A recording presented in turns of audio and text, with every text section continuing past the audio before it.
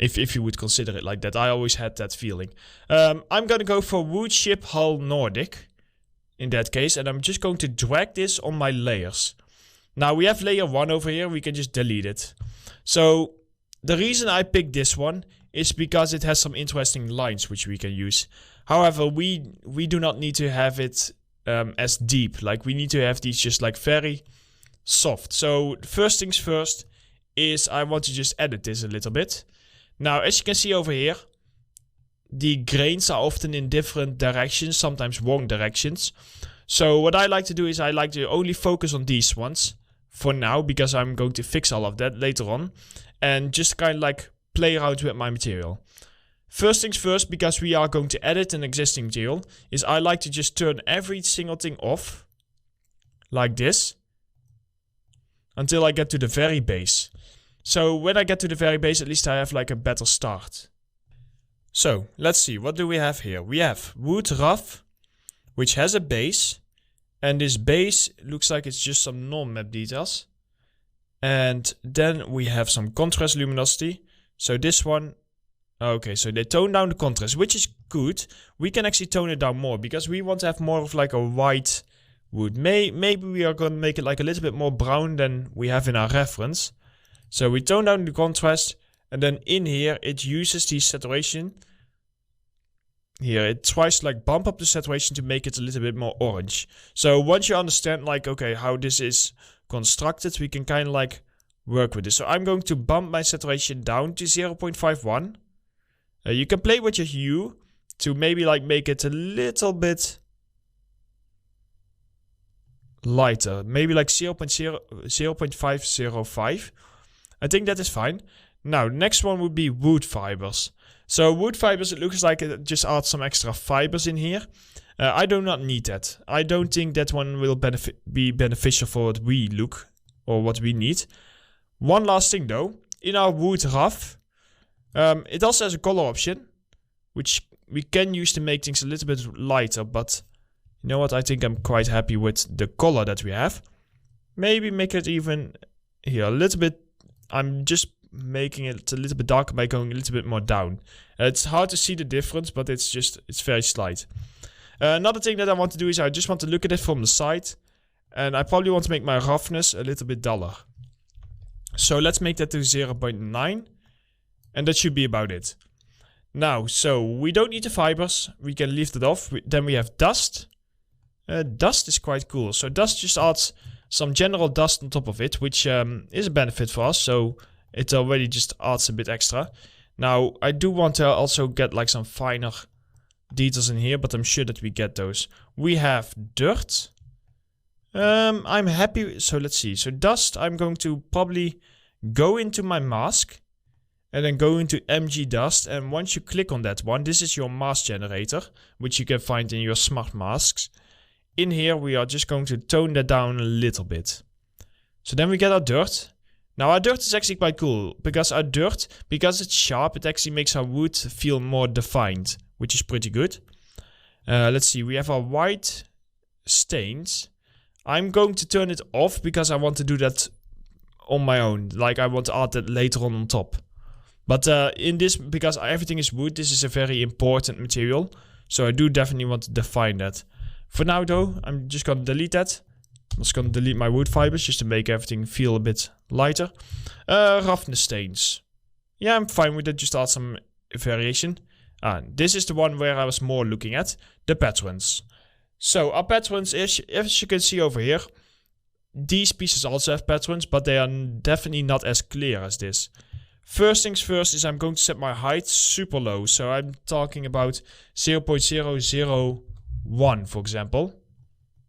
Maybe 0.03. No, that's already too much. Let's do -0.02. There we go. So it's very subtle. The next thing would be that for the base color, I want to go for a bit more of like a brownish color. So let's just, let's set it like a dark brown color. And I want to go in my pattern. And let's see, here we have wood 1, and this is probably the, here, see, this is the actual shape. I'm going to make this a bit bigger. I'm going to tone down my knots to be Shall we just... yeah, let's just get rid of them. I think this would look better if we do not have knots. Then again, we do have a few over here. Yeah, okay. Let's just keep very little knots in here. So here you can see them popping in and out. I'm gonna go for 0.2. 0.2 is fine. So it just has like a few here and there, but not too many. Now, the next thing would be that in our scale, I'm just going to see if I can like make this a bit smaller. Yeah, let's set this to 5. Okay, so let's make it a bit smaller.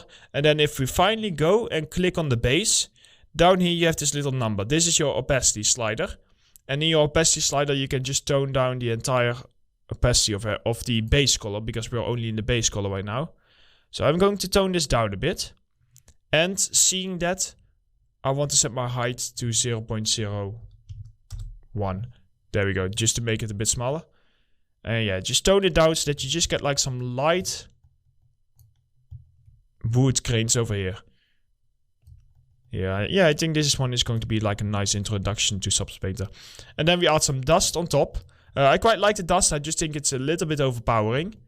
And for the rest, I'm just going to set my rotation to 90 degrees. Oh, I felt like that there was some directionality to it, but here you can change the rotation, and it looks like that there isn't that much directionality to it anyway. In that case, all I'm going to do is I'm just going to go to my opacity slider. Tone this down a little bit. And you can, of course, also go into your dust and play around with your mask generator to get more or less. So here, this one mostly does occlusion dust, it seems. And then they throw on an extra grunge map on top of it just to break it up. And then they balance it out using some levels. That's what it looks like to me. So let's say that this is like a pretty solid base material to get started with. Now, the next thing that we want to do is we want to work on actually having these grains go in the correct direction. The way that we can do this is very simple. So we have this wood over here. The next thing that you want to do is you are going to call this wood underscore, let's do vertical. So this is going to be wood underscore vertical. Now if you just go ahead and duplicate this and call this wood underscore horizontal. Wow, I really can't spell. Horizontal, there we go. And the first things first is we want to go into wood horizontal. And we just want to select the ones that are flipped. The way that we are going to do this is we are going to first, actually we need to flip this texture. And you simply do this by going into wood rough and everywhere setting the rotation back to 0. Dust and dirt doesn't need it, but the pattern, however, does need to be back to 0. There we go. Now you can see that that one is properly flipped. So once that is done, you can go in and you can add a black mask. You do this with the second button over here. You add a black mask. And now you can start by selecting. Now, Substance has this really nice tool, which is the polygon fill tool, which basically allows you to select polygons, but also entire objects or even UV shells. So what we can say is, okay, I want to select an object. I want my color to be white, because remember, it's a black mask. And now you can just say, okay, this one, select. And now it automatically turns into the right direction. And that's why I really like it. Here, see? I can just say, okay, so this one is already in the right direction. This one is also, it's almost in the right direction. You have over here, like, for these pieces, you can select this to face select.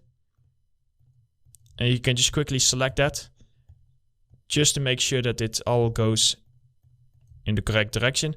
Same over here, like these pieces. I probably want to go for like horizontal lines like that. This one can be horizontal also. Let's have a look at the bottom. Just to... Okay, so that one is going correctly. That one is going correctly. Over here, they seem to be going correctly. There also, sometimes in the corners it's a bit hard to see because of course we have all our dirt building up. So over here,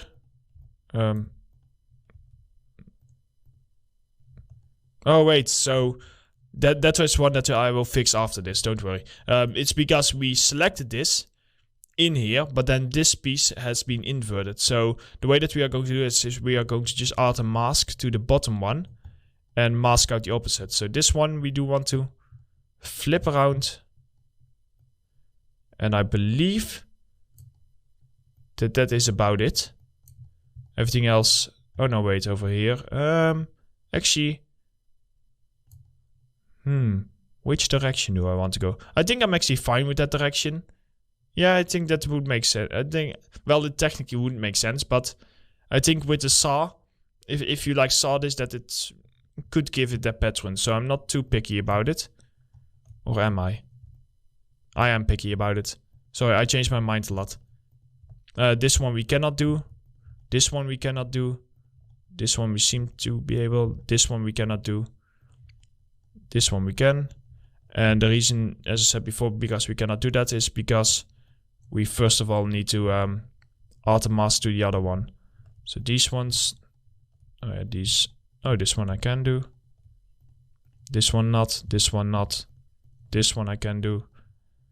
Okay, so that seems fine. Now basically to fix this, just right click and press copy mask. And then just go into your wood vertical. Then go and add a mask and add a black mask. And right click. And in here you just want to paste into mask. And that will paste this. Now of course we need to invert it. So you just right click and press invert mask. And basically all that does is it adds levels and it flips around the bottom two sliders. I use the technique often in Substance Designer myself. But once you've done that, you can go in here and you can set this to be, I believe it is, oh no wait, I believe we want to keep this white. And then in here, if we set the color to black, there we go. So, oh yeah, and then we just need to reselect those later on. So in the first mask, we are going to now deselect the pieces that we do not think go in the right direction. Oh, this one I forgot to do. So that's white. Come on. Sometimes it's a bit tricky to select it. Doesn't always register. Here we go. Okay, so that one. This one I believe that I still need to flip properly. And this one is already flipped correctly. Okay, so we got those pieces done. Set back to black. That one is fine. This one, let's cut it out. Let's cut this one out. That one is fine. This one. There we go. Of course, you can like do this in your UVs if you really want to. You can flip your UVs around. But I find that this is often faster and easier. So I'm just going to go in my wood vertical now. Set this to white. Or black. Sorry, set this to black because it's inverted, of course. Because we inverted it, I need to think the other way around. But basically just now select all the white pieces. And once that is done,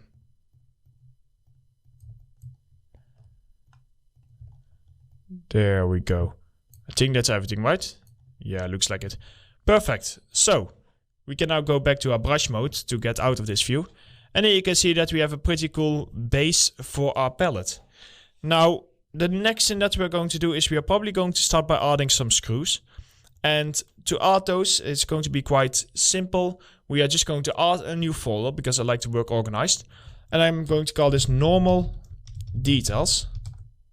And in this folder, I'm going to add, because I'm just going to turn these into screws right away. And seeing that this is a new pallet, I'm not going to make my screws rusty or anything. I'm going to make them quite new. So I'm going to get started with just like something basic like, let's do steel underscore stained. So just drag it into your normal details. And then you get this view. Now if you just go ahead and add mask and add a black mask. Now what we should be able to do, we might need to change our height settings. But we should be able to go into brush. Go into basic hard. And there are many different types of screws. So you have bolts that are like bumping. Now these ones have most likely been placed with a nail gun. Which means that there was a lot of force that pushed it in there. So the screw is like sitting inside of it. Because of that, I'm actually, now I say it out loud, I'm not sure if this will look as good as I think it will. Basically what I'm trying to do is I'm going to place a loop over here, but we might need to do an additional step. So here if we just select 1, 2 and 3. So the first thing that we need to do is we need to go and place these. And then later on what we probably want to do is we want to probably add a fill layer and call this, actually I'm going to call it nails underscore dent. And then most likely what will happen is we will go in here. We will add a black mask. And now what you want to do, it's been a while since I've done it this way, is you want to select this black mask over here in your steel. So you can actually call this nails underscore steel. And in this one, if you add a anchor point, an anchor point is basically a reference, which means that if we add an anchor point to this mask, we can call it up in this mask. So if we go in here, we can add a paint layer. We can add a fill layer. And in the grayscale, you can click on it. You can go to anchor points and you can add your nails steel mask. And now you can see that is referencing this piece. What that means is that now if we go here and we say, okay, I want to turn everything off except for my height. I can now go in my height and I can set it lower, which will give us that bump. Now, the reason why I was thinking about not doing it this way is because it makes sense to have the bump slightly bigger than the metal in it. Because, of course, the bump has been created by the metal. The way that I like to do this is I like to go in here now. I like to add a levels. Or maybe I might need to add a blur first. Yeah, let's add a blur first. So let's add instead of levels, let's add a filter. And in that filter you can add a blur. Now what you want to do is you want to just give this like the tiniest bit of a blur. And when you do that, it allows your levels to have a little bit more wiggle room. So let's say I set this to 0.1. Now, because it reads from the bottom to the top, if I add the levels now, I can now play around with my levels over here. And I should be able, here, see? I should be able to get like a larger hole, like this. It will be even better when we do this inside of 4K material. But for now, let's say we have something like this, which from a distance looks like that. Which, if I say so myself, looks a lot like what we have. We might want to go ahead and just make our steel a little bit lighter by going into our steel base. Basic parameters and just setting the luminosity a little bit lighter, like that. And for the rest, all you need to do now is you need to go into your steel. And you just now, with your brush, you can just say, okay. And it can be super sloppy, because remember, this is being done with a... well, we are going to say that it's being done with a handheld machine. And I've shot those things before, and they are quite heavy. So they are a couple kilos. And if you need to do this 50 times, you're going to be tired and you're going to be less accurate. So I'm just going to make this nice and sloppy, because it will also give an interesting look. Here, and let's just say like, okay, he got tired of doing it 3 times. So in here, I'm just doing this still with my mouse. So in here, he just went for like 2.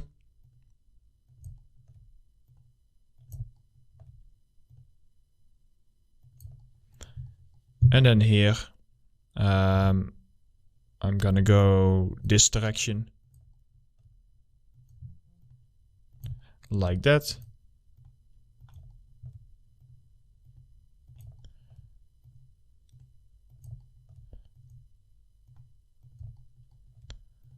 There we go. It's gonna look nice. Or at least I hope so. We'll see. And else we'll make it look nice as long as the end is looking good. Just in case I want to also use the bottom side for something, what I can say is I can just like add 3 here. Add 2 there. Add 3 here. Do the same over here, because you never know if I want to like flip the pallet around. So in those cases, I can just as well make it look a bit nicer.